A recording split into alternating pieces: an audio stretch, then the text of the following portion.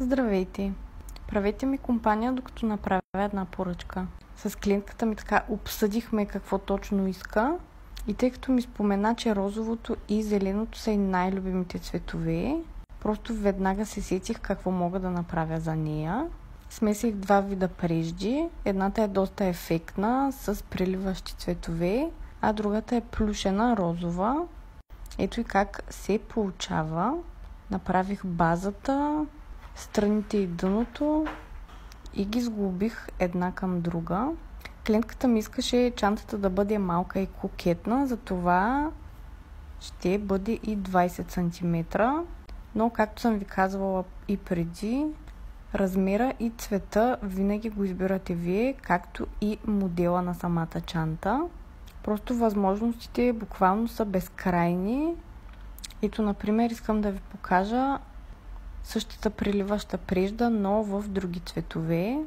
Буквално тази прежда има сигурно около 100 различни модела в различни разцветки, така че чантата може да се получи по какъвто начин искате вие. Направих и дръжката, приших я към чантата и ето как се получава. Но чантата не е готова, тъй като клиентката искаше да добавя перлена декорация, която, разбира се, също си правя сама.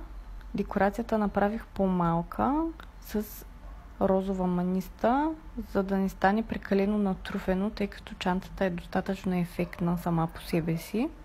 Тук се чудих къде да го пришия точно, за да изглежда по-добре, тъй като клиентката ми каза, че аз мога да преценя по-добре от нея, но в крайна сметка реших да бъде по средата. Заших я, добавих дългия синджир и ето какъв е и резултата. Наистина стана много красива, много ефектна, различна и знам, че е изработена специално за клиентката ми и абсолютно никой няма да има същата чанта като нея, което пък е и цялата идея на бранда ми. Аз искам да ви радвам и да ви накарам да се почувствате единствени, защото всяка жена има различен вкус, а един от най-важните аксесуари все пак е чантата. Така че когато поръчвате от мен, ще знаете, че чантата е изработена специално за вас в желаният размер, цвят и модел. А на вас тази чанта харесва ли ви?